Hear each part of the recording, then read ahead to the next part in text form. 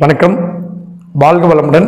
வாஸ்து அதிபதியான சூரிய பகவானை வணங்கி, எனக்கு இந்த அரிய கலை கற்று இந்த குருவான தந்தையை வணங்கி, இன்னைக்கு ஒரு அற்புதமான ஆனந்தமான தலைப்பை பற்றி பேச போகிறேங்க. இந்த ரெகுலராக இருக்கக்கூடிய விஷயங்கள் தான் சுபகாரியங்கள் தடைகளுக்கு வாஸ்து காரணமா அப்படின்னு இந்த தலைப்பையும் கூட வச்சுக்கலாம். அதில் முக்கியமான விஷயம் என்னன்னு கேட்டிங்கன்னா, ஒரு கோயம்புத்தூர் சைடில் ஒரு வீடு பார்த்துருந்தேங்க. நல்லா வாழ்ந்துட்டு இருந்த குடும்பம். ஒரு 50 வயது மதிக்கத்தக்க ஒரு அம்மா. அந்த மகனுக்கு திருமணம் செய்யக்கூடிய நேரம், அந்த மாதிரி தருணத்தில் பொண்ணு பார்த்துட்டு இருக்கிறாங்க. அந்த நேரத்தில் அந்த அம்மாவுக்கு திடீர்னு உடல்நிலை சரியில்லாமல் இதாகிட்டாங்க, இறந்துட்டாங்க. அதுக்கு பின்னாடி 1 மாதம் கழிச்சு நம்மளை கூப்பிட்டாங்க. சார், இந்த மாதிரி ஆயிடுச்சு, எங்கள் வீட்டில் அப்பா பெரிய வேலையில் இருக்கிறாரு, இந்த மாதிரி ஒரு பிரச்சனை. அப்புறம் அடுத்தது கல்யாணம் பண்ணணும் அப்படின்னு சொல்லிட்டு எங்கள் அம்மா ரொம்ப விரும்பினாங்க. ஆனால் அது பண்ண முடியல அப்படின்னு சொல்லிட்டு தம்பி கூப்பிடுவாரு, அவங்க அப்பா பேசுகிறாரு. போய் ரெடி பண்ணி கொடுத்தங்க. அவங்க ஒரு 6 மந்த் பேக் கூப்பிட்டாங்க. போய் ரெடி பண்ணி கொடுத்ததையும் ஒரு வாரம், ஒரு 10 நாள் தொழிலும் கூட பையனுக்கு முன்னே அமைக்கலைங்க. பையன் படித்து முடிச்சு 2 டிகிரி முடிச்சு, சார் தொழிலும் பண்ணணும், கல்யாணம் ஆகணும் அப்படின்னு சொல்லி கூப்பிட்டுருந்தாங்க. அப்புறம் நம்ம போய் சில மாற்றங்கள் செய்தோம். சில மாற்றங்கள் செய்யும் பொழுது இந்த கிழக்கு பார்த்த வீட்டில் வடக்கு பார்த்த வீட்டில் ஒரு பயங்கரமான தப்பு பண்ணுவாங்க. ஈசானி மூளை எனப்படும் பகுதியில் பால்கனியை மட்டும் இழுத்துட்டு ஜம்முன்னு காரை நிப்பாட்டிக்குவாங்க.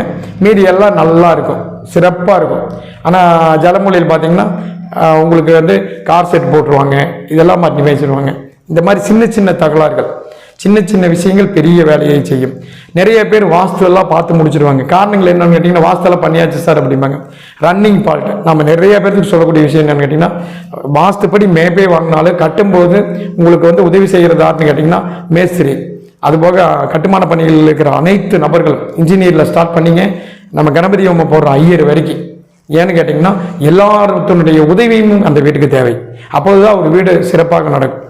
அதனால் நிச்சயமாக அனைவரிடத்திலும் அவர்களோட பணிகள் எப்படி இருக்குன்னு கேட்டிங்கன்னா, எல்லாத்தோட வேலையுமே சில பேர் கடமைக்கு செய்வாங்க. சில பேர் நான் எத்தனை வீடு கட்டியிருக்கிறேன் எனக்கு தெரியாதுங்களா அப்படின்னு சொல்லிட்டு செய்வாங்க.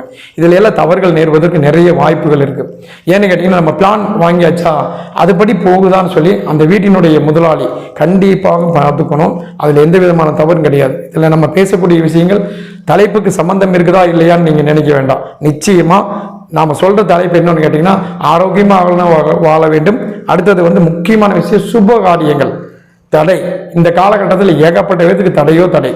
என்ன காரணம்னு கேட்டிங்கன்னா, உங்களுக்கு வீடினுடைய வாஸ்து சரியில்லாததே மிக மீறிய தவறாக இருக்கும்.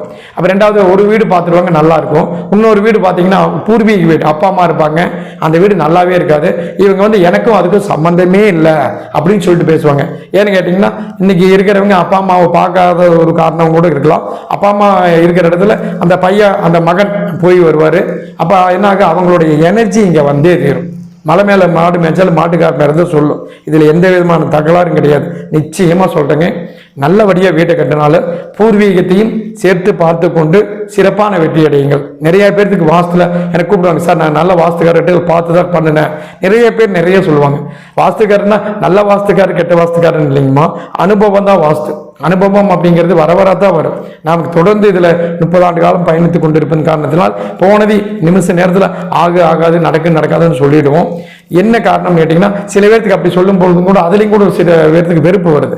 காரணங்கள் என்னென்னா, நம்ம அதெல்லாம் பார்க்கறது இல்லை. காரணம் என்னென்னு அவங்க தான் நல்லா இருக்கணும். அதுக்கு வேண்டி MRI ஸ்கேன் மாதிரி இமீடியட்டாக எடுத்தோமா, ஆன்சர் சொன்னோமா, அவங்க வாழ்க்கையை புனிதப்படுத்த வேண்டும், சாந்தப்படுத்த வேண்டும், வெற்றி பெற வேண்டும். அனைவரும் அனைத்து சுபகாரியங்களையும் சக்சஸாக செய்வதற்கு வாஸ்து என்றுமே துணை நிற்கும் என்பதை நான் தீர்க்கமாக சொல்கிறேன். காரணங்கள் என்னன்னு கேட்டிங்கன்னா, வாஸ்துப்படி கட்டி கல்யாணம் ஆகலைன்னா அவங்க அப்பா அம்மா இருக்கிற இடம் சரியில்லைன்னு அர்த்தம். பூர்வீகத்தை பார்த்து கொள்ளுங்கள். இது மாபெரும் உண்மை. இது நிறைய பேருக்கு தெரியறதில்ல. தெரியாமையே காலத்தை கடத்தி கொண்டிருக்கிறார்கள். 5 ஆண்டுகள் 10 ஆண்டுகள் குழந்தைகளுக்கு 25ல் பார்க்க ஆரம்பித்து 40 வயசு வரை கல்யாணம் பண்ணிட்டு இருக்கிறாங்க. ரொம்ப கடினமான சூழல். அனைவரும் திருமணம் என்பது பெண் குழந்தைகளும் சரி, ஆண் குழந்தைகளும் சரி, திருமணம் என்பது ஓரளவுக்கு பொறுத்தவரை நல்லபடியாக இருந்ததுன்னா கண்டிப்பாக மேரேஜ் பண்ணிக்கணும். மேரேஜ் பண்ணிக்கிறதுல நான் அப்படி இருந்தால் தான் பண்ணுவேன். இப்படி இன்றைக்கு மட்டும் இன்னைக்கு சூழல் கிடையாது. உங்களுடைய வாழ்க்கை உங்களுடைய தாய் தந்தை போல், பாட்டி தாத்தா போல் நீங்கள் காலங்காலமாக வாழ போகிறீங்க. இவங்கெல்லாம் உங்களை விட்டு போயிடுவாங்க. கண்டிப்பாக சொல்கிறேன், இன்னைக்கு இருக்கிற ஸ்டேட்டஸ் பார்க்காதீங்க. நாளைக்கும் கூட அந்த பையனோ அந்த பொண்ணோ கோடிக்கணக்கில் சம்பாதிப்பாங்க.